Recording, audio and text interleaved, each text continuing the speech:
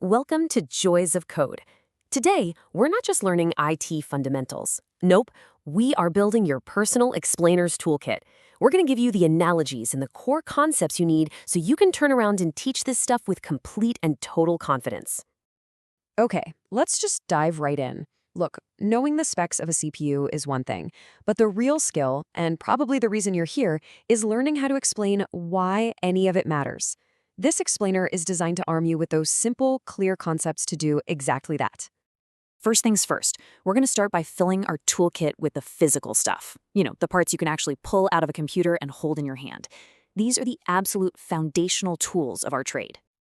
And first into our toolkit is the CPU, the central processing unit.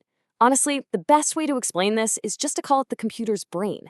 Every single click, every command, every little calculation, it's all a thought that gets processed right here. It's the master conductor telling every other part what to do, billions of times a second. So if the CPU is the brain, then you can think of RAM as its workbench. It's the computer's short-term memory. It only holds the apps and files you're actively using right now. And the key concept to teach here is that it's volatile, which is just a fancy way of saying as soon as the power goes off, poof, that workbench is wiped completely clean. Now, this is where it gets really interesting, comparing RAM to ROM. If RAM is that temporary workbench, then ROM, or read-only memory, is more like a permanent laminated startup checklist. It's non-volatile, which means it holds on to its instructions even without power, telling the computer the most basic steps to just wake up and get started. Okay, so once the work on the bench is done, you need a place to put it for safekeeping, right? You need to store it in the library. And that's your storage, your hard disk drive or your solid-state drive.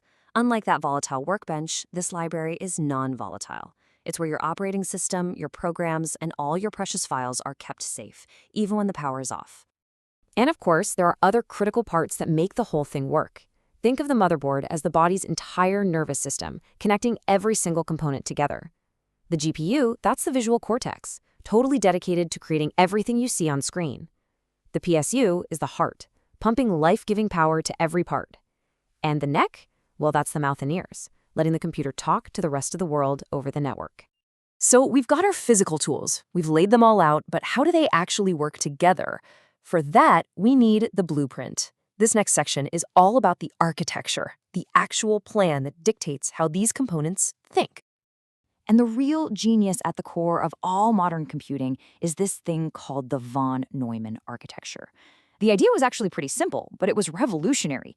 Instructions, the how-to list, on the data, the stuff you work on, can be stored in the exact same memory space. This incredible flexibility is what makes modern computing possible.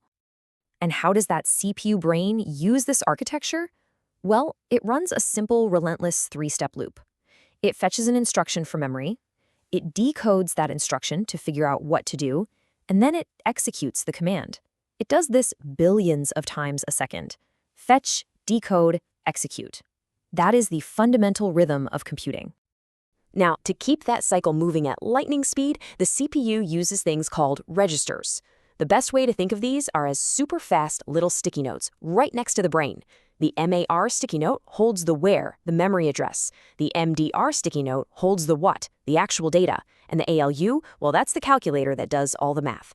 These little sticky notes are absolutely essential for that split-second performance. Okay, our computer is built, and we know how it thinks. But here's the thing. All of that hardware is replaceable. The one thing that isn't is your data. And that is why the final piece of our toolkit is an insurance policy, the backup strategy. And you've got a few different ways to create that policy. A full backup copies everything. It's simple, but man, it uses a ton of space. An incremental backup is way more space efficient since it only copies what's changed since the last backup, but restoring can get complicated. And then differential is a nice middle ground. It copies everything that's changed since the last full backup.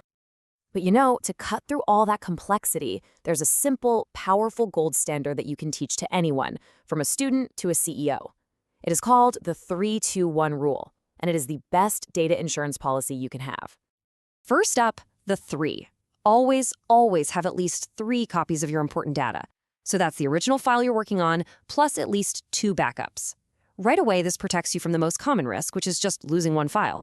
Next, the 2. You want to store your copies on 2 different types of media.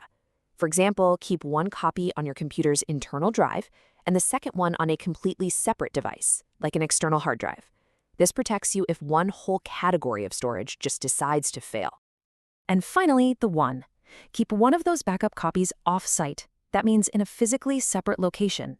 This could be in the cloud or an external drive you keep at the office. This is your ultimate protection against a local disaster like a fire, a flood, or even theft.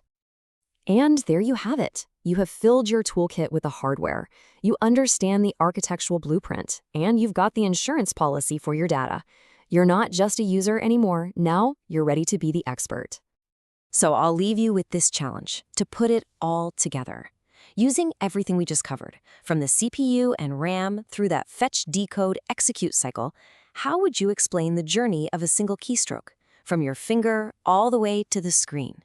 Think it through, because when you can explain that, that's how you'll know you're ready to teach it